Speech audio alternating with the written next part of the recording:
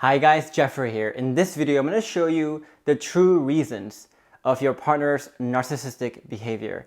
And I really want you to stay till the end of this video because what I'm going to talk about here will go against 99% of the articles or the videos you watch about this topic. And I might risk offending some people here or making some people angry and defensive, but it's okay because I want to tell you the truth. I want to tell you, based on my experience working with my students, what is actually happening here. And once my students understand this, they can actually stop being so frustrated and so insane about this whole process and gain more understanding, more clarity to actually take better actions to remedy it, to battle it. Now, before I begin this video, I want to let you know that I'll be hosting a free masterclass on the 5 proven steps to rebuilding your relationships from the ground up.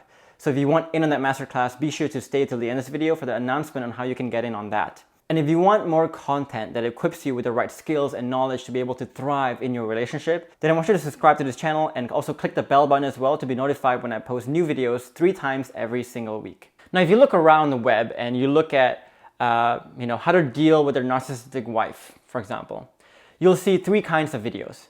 The first kinds are the videos that allows you to diagnose whether you have a narcissistic spouse or not. And these are the videos that are titled like 10 signs of a narcissistic spouse. The second type of video you'll have are the videos that show you how being with a narcissistic person means that you have been emotionally abused. And these are videos that are titled like 5 signs you've suffered a narcissistic abuse from your spouse.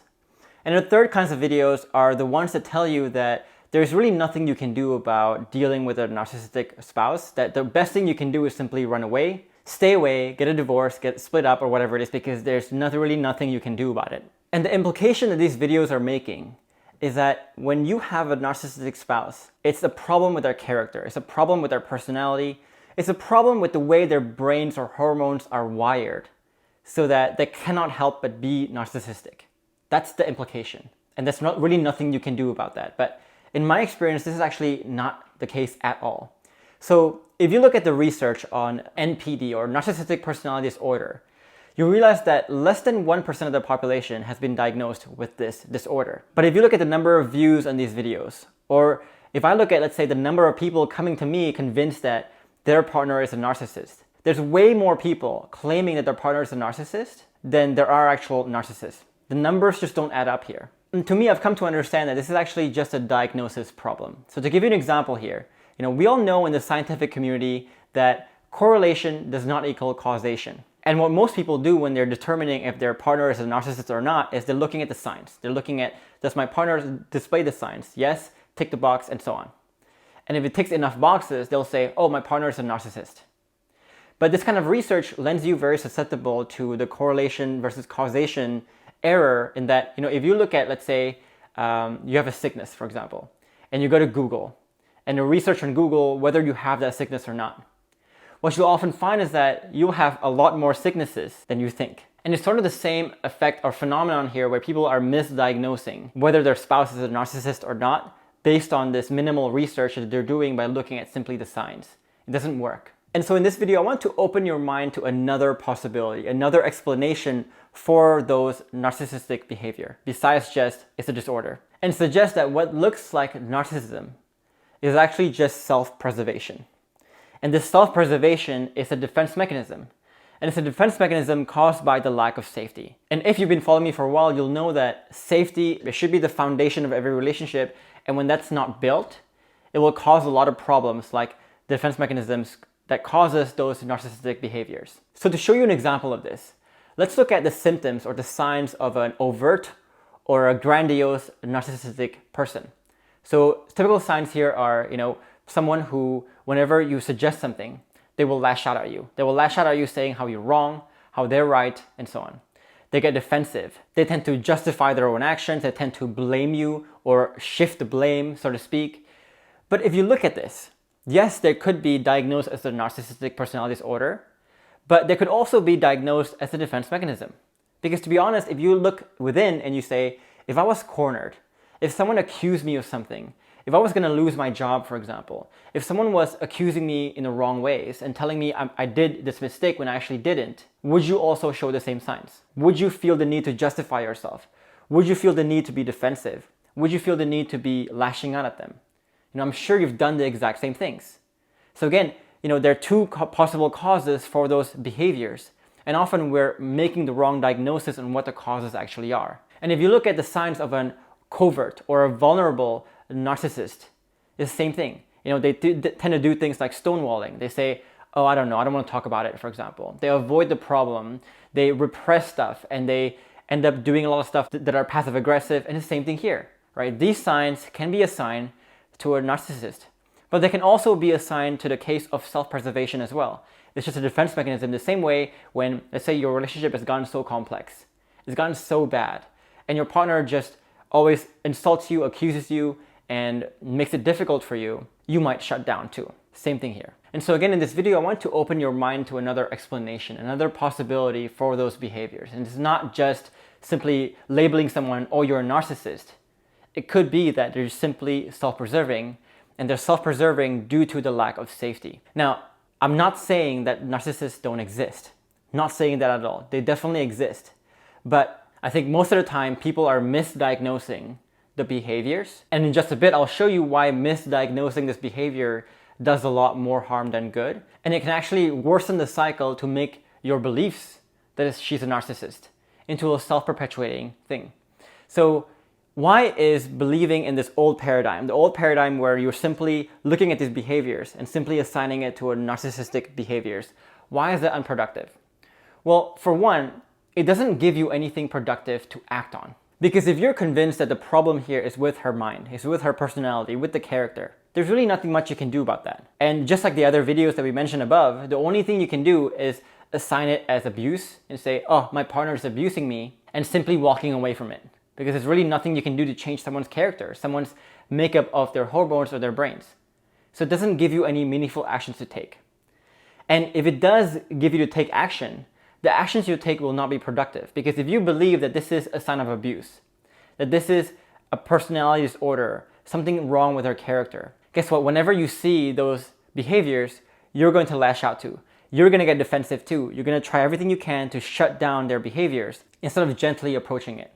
And so when you perpetuate this blame and when you lash back at those behaviors, what you'll often do is you actually remove safety even more, which actually worsens those behaviors because you're giving her more reasons to self-preserve, to play out those defense mechanisms over and over again. And when you do these two behaviors, you'll see why this becomes a self-perpetual cycle where you have this problem and there's no meaningful actions, no productive actions you can take. So you just end up worsening the problem over and over and over again. Before you know it, you'll say, I knew it. My partner was a narcissist. But if you shift your mind to adopting this new paradigm where you don't go straight to narcissism, but you instead go to self-preservation first as a diagnosis, then it gives you a lot more meaningful actions to take. Not only that, it also gives you more compassion and more understanding what is actually happening here, that she's not just being mean to you. She's not just abusing you, but she's actually just feeling like a victim herself because she feels the lack of safety. She feels threatened, and she feels like she has to get her guard up and play all this defense mechanism so that she can protect herself. And it also gives you more hope that this is actually a solvable problem, a problem that is fixable, because if we understand that this is just self-preservation and the self-preservation is caused by a lack of safety, we can now understand if I just build that safety and rebuild that safety, change the way I respond perhaps, change the way I structure the culture in this relationship to create more safety, then all those behaviors will go away eventually. So it becomes something that is much more easily fixable. And if you're just like my students or like myself even, what you'll find is that once you start to take the right action to build this safety, you'll find that what you thought was a narcissistic spouse or wife wasn't actually narcissism. It was actually just self-preservation all along. And this happens the large majority of the time.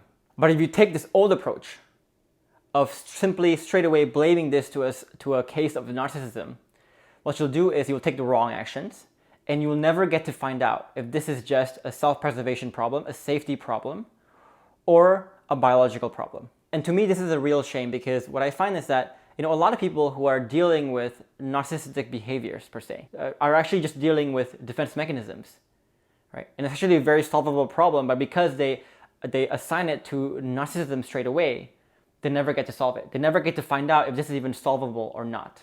So the purpose of this video was just to give you this key mindset shift on how you perceive and how you see those behaviors, how you interpret those behaviors, so that it will lead you to have more hope.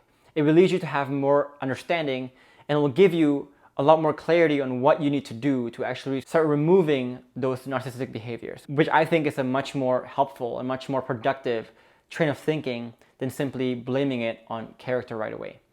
Now, in the next 2 videos I'm gonna give you 5 more key mindset shifts that you can use to not be so crazy, to interpret this in a much healthier way so that you can actually do something about it, and it changes your actions to be more productive. And in future videos, I'll also show you the artful ways you can respond when she's showing these narcissistic behaviors that actually creates more safety, lowers her guard down, and removes this need for self-preservation. But in the meantime, if you're looking for a resource, if you're looking to learn more about how do I create the safety, how do I lead the interactions with my spouse to create more of the safety, to remove the need for self-preservation and remove those behaviors, then you want to download the free guide in the description box below this video on exactly that topic. And if you want to join my free masterclass on the 5 proven steps to rebuilding your relationships from the ground up, then you also want to check out the link in the description box below this video. And a big fundamental in that 5-step process will be the creation of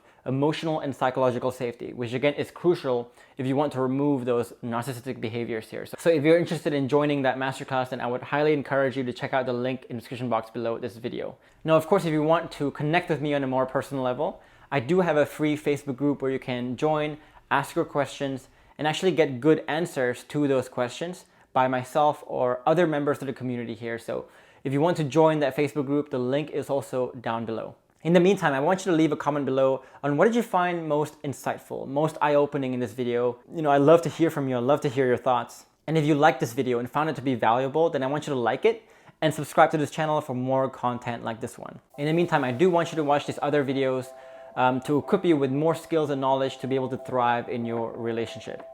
In the meantime though, I will see you in the next video.